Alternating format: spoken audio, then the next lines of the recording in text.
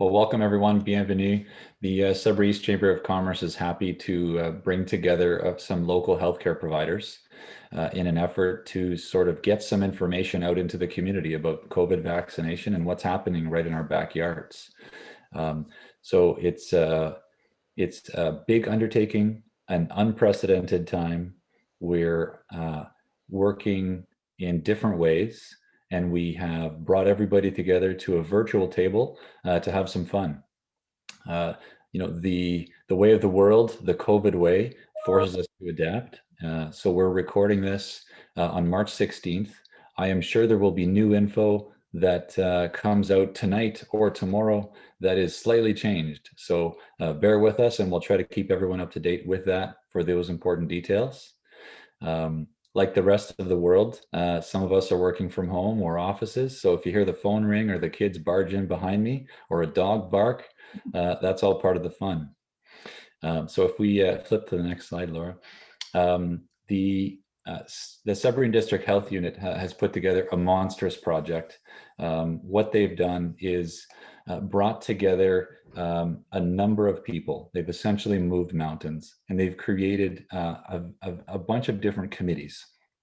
One of those committees is the Vaccine Implementation Committee, and they've recognized Sudbury East as a specific area with their own unique needs. So we've gathered some panelists from that committee to sort of answer some questions as we go. We're going to talk about what a mass clinic is, what a mobile clinic is, and what the pharmacy's part is in all of this. And we're going to tell you from a clinical standpoint a little bit about some of the myths and truths about the new COVID vaccines, and we'll go from there. For simplicity, we'll record in English, although we welcome French questions. Those could be emailed in to the chamber, and we'll make sure that we get you a French answer as we go. So I'll pass it on to Laura to introduce the panelists, and we'll go from there. Hi, I'm Laura, the Business Development Officer for the Sudbury East Chamber of Commerce, and I'm happy to introduce the members that we have joining us today. First off, we have Nastasia Mrna. She's the Program Manager at Public Health Sudbury and District. We also have Nicole Plante-Dupuis, the Executive Director at Unity Health Center. Jason Chenard, our president and pharmacist and the owner of the Noelville and Albin pharmacies, and Hazem Sharaf, the pharmacist and owner of the St. Charles Pharmacy. So we're going to start with Nastasia, just kind of looking to get her outlook and some answers from her about what is going on. Thought we'd start by just kind of asking, perhaps you could give us more background about the overall goal of the committee. Sure. Thanks, everybody, for having me. So our vaccine implementation committees are set up reporting to an overarching structure at Public Health Sudbury and District. So we have a larger command table who helps to oversee the rollout of the vaccine program throughout the Public Health Sudbury and District service area. And then the Vaccine Implementation Committee for Sudbury East is responsible for helping to support the planning and rollout within the Sudbury East geography. So we look to things such as planning clinic dates, looking for numbers for populations, how much vaccine we're going to need for individuals in the community. Do we need to consider things like transportation? Do we need to think about maybe where the best clinic venue would be so we can reach the most people? Really the boots on the ground work to make that vaccine rollout happen locally. And what is a mass clinic? So a mass clinic is one of the models that we follow when we're rolling out the COVID vaccine program. So you may have heard of mobile clinics. That's where we bring the vaccine to a location or to a venue. That's similar to what we did in long-term care homes, for example, where we brought the vaccine to people. A mass clinic is a model where the people come to the vaccine.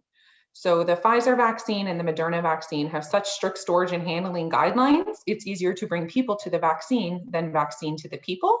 So it's set up in one major location where a number of people can come throughout the day and receive their immunization.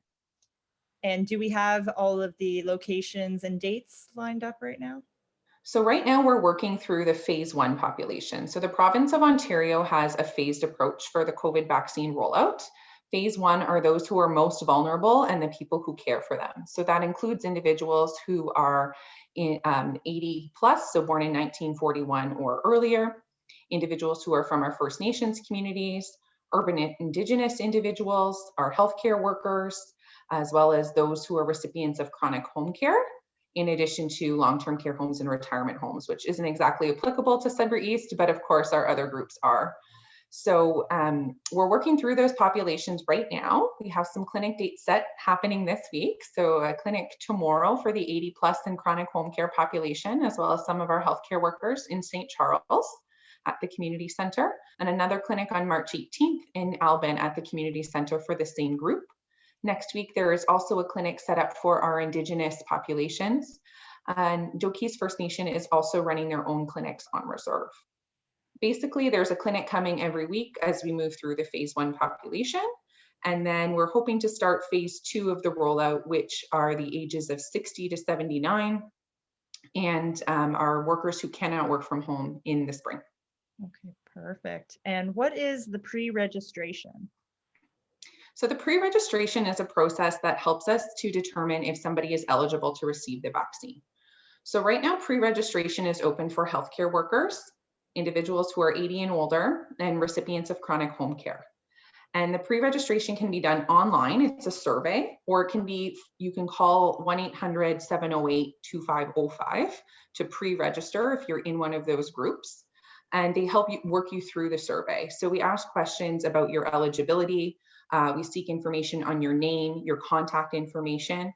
And then that way, when a clinic is eligible for your population, we contact you with booking information. And that could either be via email or via phone. And then you have instructions on how to book your appointment when your upcoming clinic is on its way. Perfect. And is there a way of knowing which of the various vaccines you'll be getting? So right now in our service area, we have access to the Pfizer vaccine and the Mrna vaccine. And it is very much vaccine supply dependent. So we typically decide based on allocation, but right now it will be one of those two. Perfect. And is the vaccine covered by Ohip? Yes, it is. So at time of booking, you'll notice that we ask for your Ontario health card number, and that is because it allows us to help process that information in the system. So there's a provincial tracking system, so you receive notifications with your appointment. And do we know yet when the timeline will be to get the second booster shot? So this information is evolving a little bit. As of last week, the Ministry of Health in Ontario actually made an announcement that we're moving to a 16-week period between dose 1 and dose 2 for most population groups. So it will be about 16 weeks between your first shot and your second shot. There are a few exceptions to the rule. That includes individuals who are living in long-term care in retirement homes. Most of the people will follow that 16-week dose reminder, and then you get a reminder a couple days before your second appointment. Perfect, thank you. Think we'll let you off the hook now and move on to someone else, but that was great. Thank you so much. And next up, we'll speak with Nicole, starting to go more in depth about the committee itself. So how often does the committee meet? So the Sudbury East Vaccine Implementation Committee meets on a weekly basis to discuss planning for Sudbury East, which includes the vaccine rollout for the communities of Albin, Dokis, Killarney, Noelville, Marks Day, Warren, and Noelville. Wow. And who else is part of the committee? So in addition to the panelists on this committee, we have participation from Edo Signod, we have representation from Dokis First Nations, Killarney Health Center, Manitoulin Sudbury District Service Board. We have representation from the French River Municipality, Killarney Municipality, the Municipality of Marseille, Warren, and St. Charles. There's also representation from Ontario Health, formerly known as the Northeast Darnlin, and the OPP Sudbury District and the Sudbury District Health Unit. Wow, that's great. Very far-reaching. And what about at the mass clinics themselves? Do you have experts present? So as you can imagine, it takes quite a large amount of people to run a mass clinic. So we have experts that ensure the rollout, that everything goes smoothly and everyone receives their vaccine as planned. There's professionals from several of the local organizations that are helping that I've named. We have nurse practitioners from Unity Health Center. We have registered nurses from several local organizations. We have pharmacists from the Noelville Albin Pharmacy and the St. Charles Pharmacy, representation from EMS. We also have a variety of people who are helping with the bookings, municipality employees helping with parking and ensuring that everything is going well in the facilities. And we also have a number of volunteers helping out. So it's a large number of people coming together to make sure that this is a success and that we can get as many people vaccinated in our area as possible. That's great.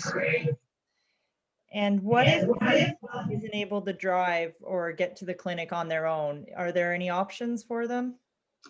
So we do realize that it's not possible for everyone to drive to a vaccine clinic. There's planning taking place to make sure that people do receive their vaccines. If they're not able to get to a clinic, we're asking them to identify it when they're registering, either with the 1-800 number or online. We're also asking if they do have another service such as Aid Senior or home or community care going into the home, to let them know that they're not able to drive or get to a clinic, and they will identify that in their appointments. We're waiting for more details as things move forward, but we are expecting that the population who cannot come out to a clinic will be, there will be something in place for them to receive a vaccine at home. Perfect. And that kind of ties in with whether people can get a vaccine from their doctor right now. It does, and right now vaccines are not offered through family physicians or healthcare facilities, just because there's such a large number of people that require the vaccine, and as Nastasia said about vaccine transportation issues. In the future, like I realize across the province that there are some pilot projects happening where family physicians are giving vaccines out of the office, but in this area right now, that's not happening. So that'll be in the future planning when we move to the next phases of the vaccine rollout. Perfect. Thank you, Nicole. And then moving on to Jason to give us more of a clinical background about the vaccine and how it works. Sure. So there's many things sort of out there about this vaccine. We know that it's new to us in a way of speaking, but actually the mRNA, I suppose, pathway, you can call it, in science has been used for decades. It's just the first time that we use it in a viral vaccine that we're going to use so widely in the population. There is no microchip for sure in this vaccine. I know that question comes up all the time. We're probably walking around with our iPhone microchip more than the one that the vaccine is going to provide. For sure. So the idea is that we're injecting a piece of what's called mRNA, which does not interact or change your DNA. In fact, it doesn't actually get into the cell that we inject into. We basically, it's an instruction manual. So we're injecting a fragment of the virus. It's not the actual virus itself, which means that you can't get infected from it. It can't make you sick. And it's sort of a piece that allows your body to read instructions so that your body can develop the antibodies.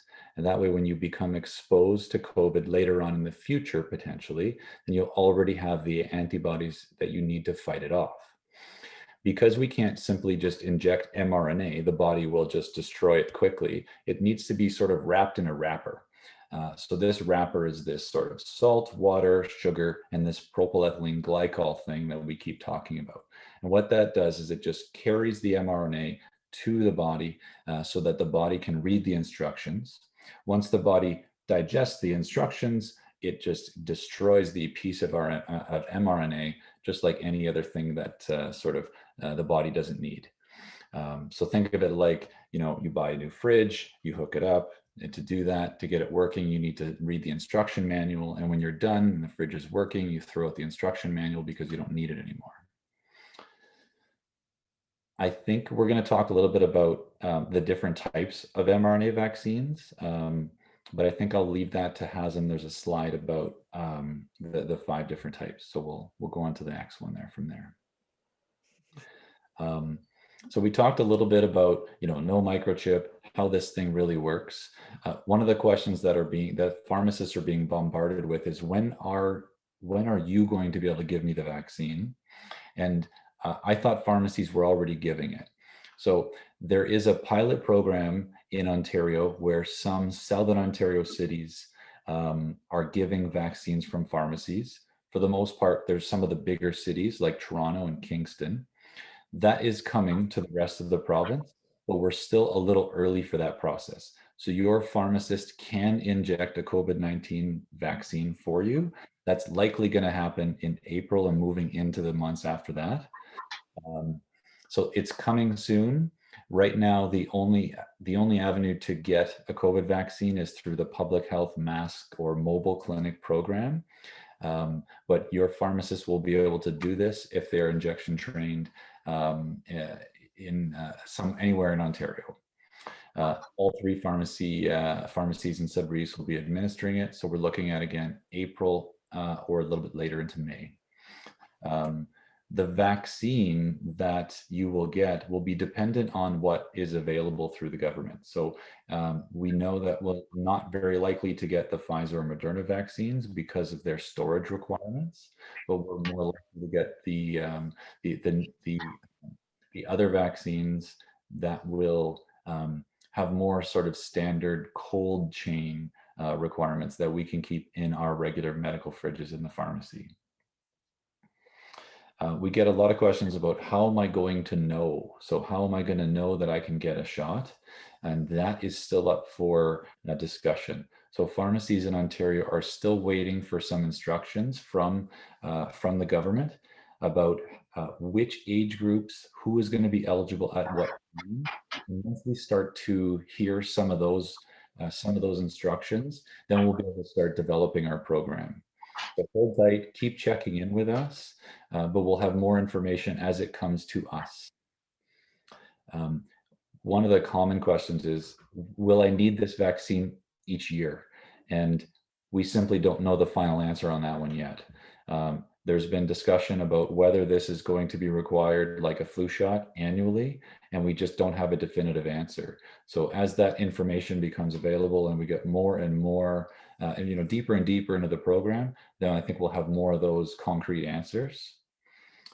What can I do to stay healthy until it's my turn? All the things that we've been talking about for the last year during the pandemic: wearing a mask when you're out, staying home when you're sick, washing your hands, social distancing, all of these things won't go away.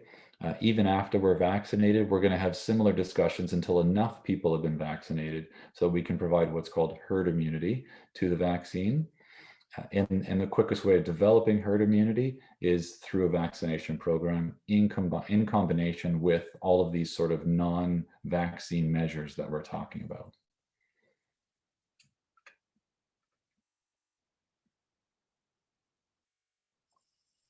Laura's still on mute. That happens with Zoom. Sorry.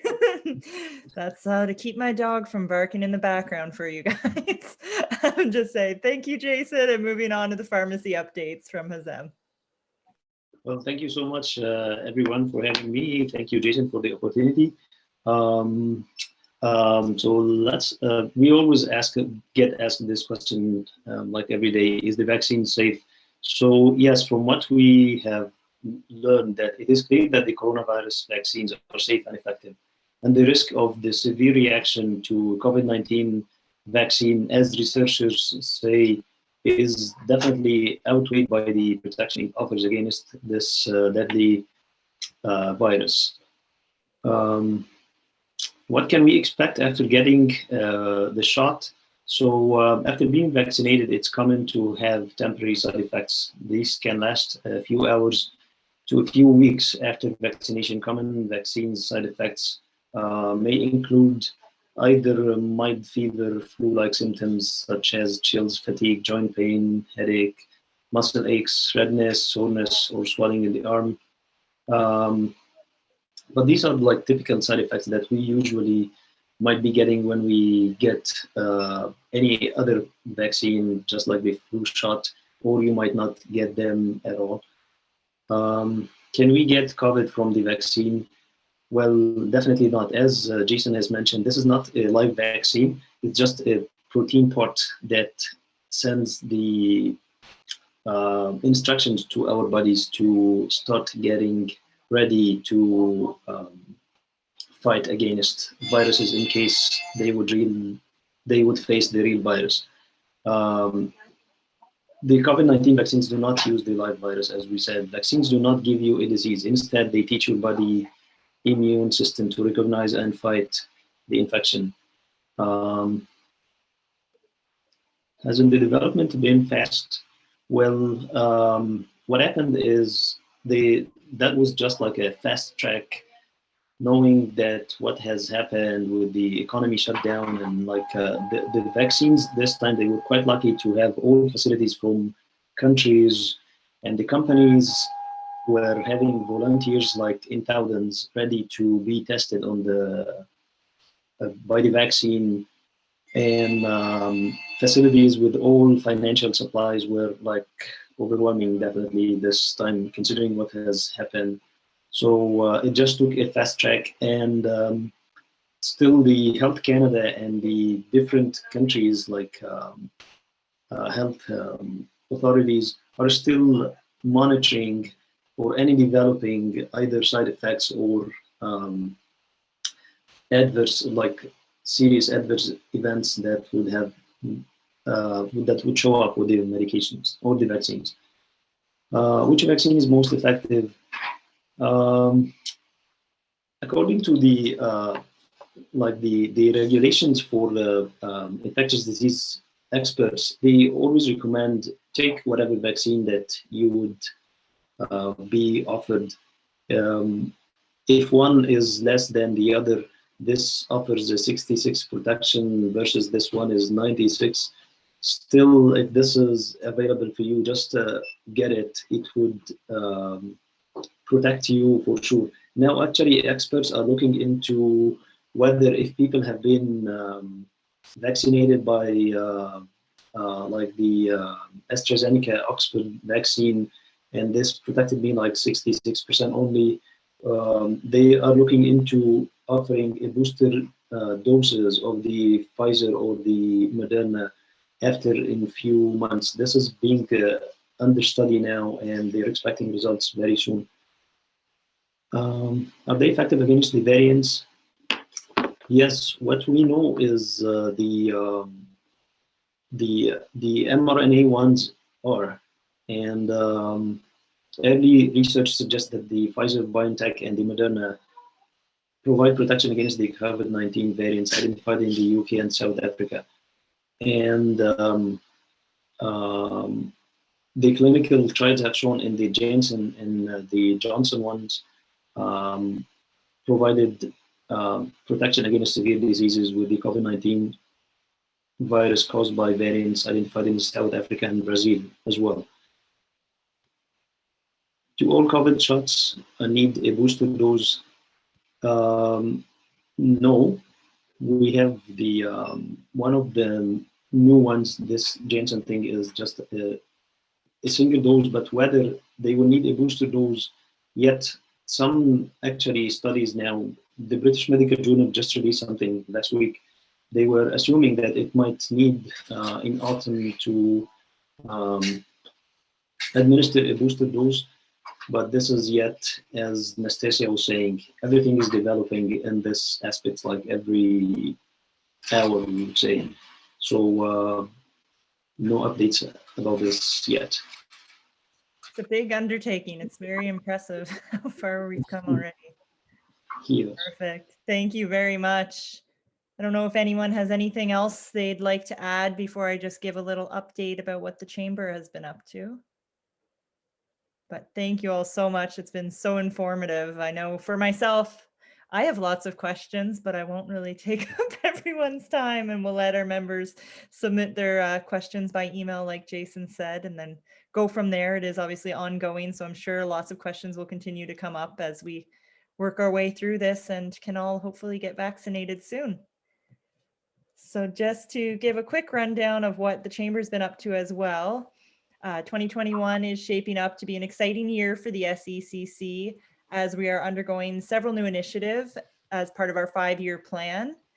This includes a new website that we have just recently launched. We've just switched over from our previous sudburyeastchamber.ca to be sudburyeast.com. We just are on a new platform now that we have complete control over. So we're really excited about that, because we're just hoping to be able to update it more often and use it as part of this move to go virtual with everything. So again, just really having more control. We want to be able to communicate with our members better and be able to have more events through our website as well. So we're in the process of redesigning that, and it will also serve as a platform for our first virtual event of the year, which will be a virtual job fair partnered with Employment Options Emploi Noëlville from April 12th to 16th. Where each day of the week, we will be featuring local member businesses and their employment opportunities through social media and our website. It'll be a wonderful opportunity for our members to market their business and services while saving on recruitment time and advertising costs. This will go hand in hand with our ongoing initiatives to increase our presence online and in the community. To engage members and help promote their businesses, we have been doing a weekly member spotlight feature. We're also supporting them through the Back to Business campaign, which includes a free subscription to the FanSaves app for member-to-member discounts. Another big goal for this year is to put together a comprehensive business directory for Sudbury East. This will be something that we want to feature in print as well as online through our website, which ties back into why we wanted to really switch all of that over. So that's underway right now, and I'm reaching out to all of our members first and foremost to just confirm all of their contact details, but it's not limited to our members. We just really want to put together, one-stop shop to help people be able to support local more easily by knowing what all is available to them in the communities. We're also looking ahead to the fall for our Business Awards Gala. We have it scheduled at Killarney Mountain Lodge on November 6th. So we're really hoping things work out, but we'll have to see how the vaccination schedule goes, and hopefully we'll be able to celebrate together safely soon. And that's pretty much what we're have our hands full with right now. So we're really excited for the year ahead and moving forward with the future. And just again, thank you all so much. And a reminder that if anyone has questions, I'm sure there are lots, please just email them to me at info@sudburyeastchamber.com. And then I'll, with the help of our experts here, be able to get some answers for you.